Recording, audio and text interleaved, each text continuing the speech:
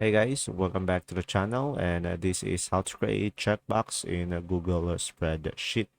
So first thing that you will do is simply go to docs.google.com, and from here just simply select one of your Google spreadsheet, or you can just simply create one over here in the top left. And now in order for you to add a checkbox or create a checkbox, just simply click on insert over here.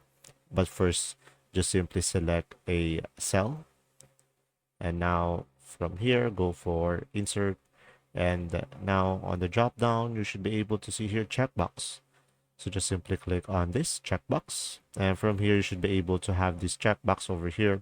And if you want to copy this one, you can just simply click on this blue icon over here, or the blue circle, and drop it down, and you should be able to have multiple ones. Or you can just simply put it on the right side, and you should be able to have multiple ones as well. And that's simply about it. If you found this video helpful, please like and subscribe, and thanks for watching.